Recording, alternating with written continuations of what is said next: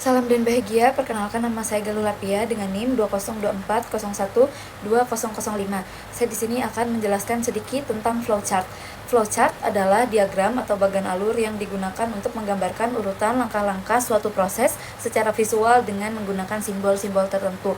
Nah, tujuan dari flowchart ini salah satunya yaitu untuk mempermudah memahami alur kerja atau proses, untuk membantu perencanaan dan analisis sistem, untuk menjelaskan langkah-langkah secara sistematis, dan untuk mengidentifikasi kesalahan dalam proses.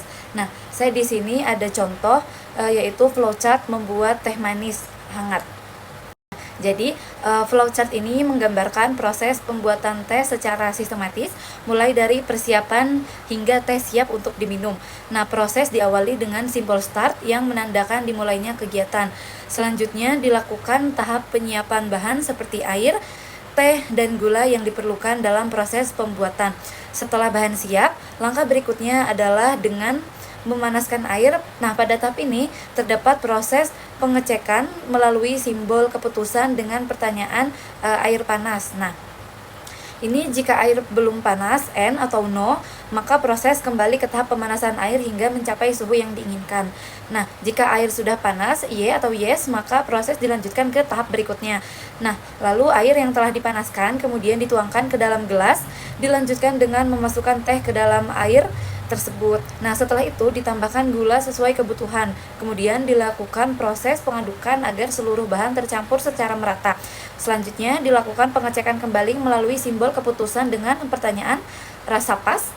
Nah, jika rasa belum sesuai atau no, maka proses kembali ke tahap penambahan gula dan pengadukan. Lalu jika rasanya sudah sesuai atau Y, maka teh dinyatakan siap untuk disajikan. Tahap berikutnya adalah teh siap untuk diminum. Nah, dan proses diakhiri dengan simbol N yang menandakan bahwa seluruh rangkaian kegiatan telah selesai. Nah, ini di flowchart ini dia mempunyai beberapa bentuk atau simbol. Simbol ini bukan simbol sembarangan karena setiap simbol mempunyai arti yang berbeda-beda.